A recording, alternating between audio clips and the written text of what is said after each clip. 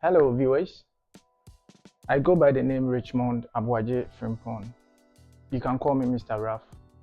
And if today is the first time you are seeing me, I welcome you to Mr. Ruff Diaries. Well, what I do on this platform is to share with you my experiences traveling from Ghana to the United States, some teaching tips, and the living style that I have also experienced so far in the United States. In today's video, I want to share with you my review process. After my documents were submitted to USCIS, the reviewing process of these documents, and also after the reviewing process, what steps were taken. Okay, yes, so I welcome you once again. Without much ado, let's get right into it.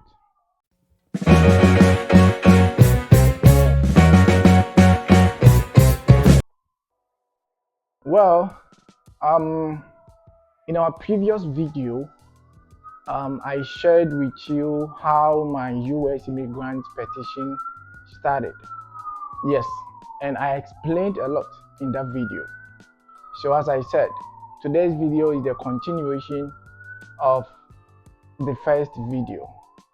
Okay, so after all the necessary documents were submitted to USCIS, when you are done submitting these documents, USCIS, which is United States Citizenship and Immigration Services, review these documents. They review to find out as to whether the document you submitted is genuine. When USCIS is done reviewing all these documents, they send everything to NVC. NVC in this case refers to National Visa Center. And what NVC does in this process is they are in charge of interview schedules. Yes, so the NVC normally collaborate with the US Embassy in your home country, and they collaborate to schedule an interview date for you. Now, during the review process, okay, when USCIS finds out that the document that you submitted, there are some faulty documents or there were some mistakes that need to be corrected, they would reach out to you. But if NVC didn't reach out to you and you find it yourself that the document that you submitted to NVC, there are some faulty information that needs to be corrected, you need to reach out to NVC.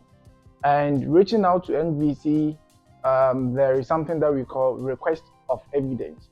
So you request that evidence from USCIS just to, correct the information that you submitted, which you think there are some mistakes in that information.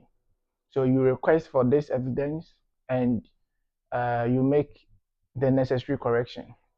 Now, when you are done filling the form I-130, when you submit the form I-130, my advice to you is that you need to check the information that you are submitting. Cross-check and see if there is no mistake in that information, or yes, in that information that you are submitting. You need to recheck and see if everything is okay. When you are done submitting all the necessary documents to USCIS, try and keep copies of every document that you submit, because you're going to need them in your interview. Whether the document is expired or not, try and keep copies of every document. And also try and check your USCIS case status just to know any update that they have for you, so that you don't miss any important information. Okay, all right. So I think in my case everything was smooth, everything was okay, but my little brother was the one who had a little bit of issue. I wouldn't say issue, but they needed enough evidence to approve his case. Okay, so my little brother, initially he was having the old birth certificate, that's the pink one. You can see it from here. Okay, so he was having the old birth certificate, but unfortunately he misplaced it and we didn't get the old one again. So the new one that we submitted, which is the biometric one, wasn't the enough certificate or birth certificate to convince the USCIS panel, those who are reviewing the case. It wasn't enough to convince them, so he was asked to do a DNA. At that time we were in Ghana, my father was here, so my father did the DNA.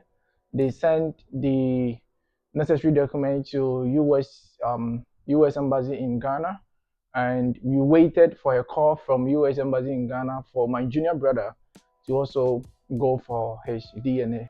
So I think everything was cool, everything was okay. And when they realized that the document that we submitted was okay and genuine, they approved our case.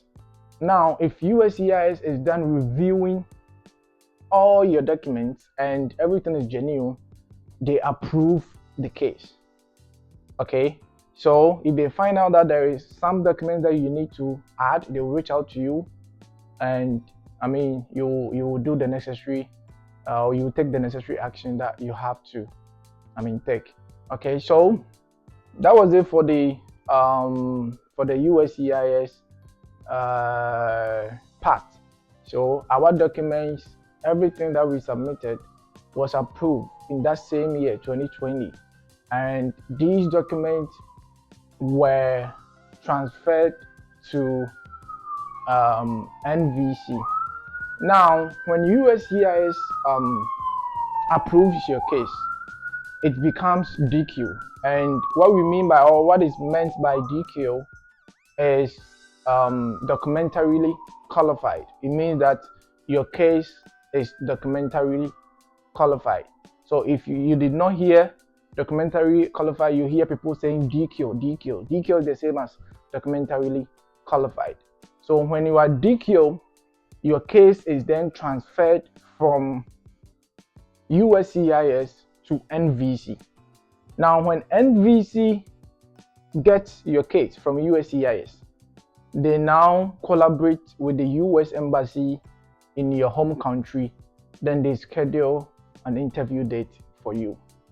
So in our case, after everything was done, the case was transferred from USCIS and it was moved to NVC. When NVC received our case, they scheduled an interview date for us. I think that is all for the reviewing process and also approval and transferring the case from USCIS to NVC.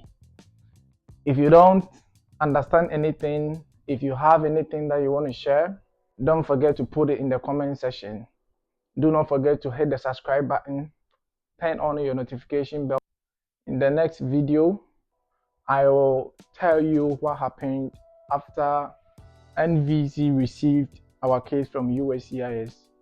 What happened, the process, that the necessary steps that we needed to take. Okay, so thank you for watching me again, and I will see you in the next video.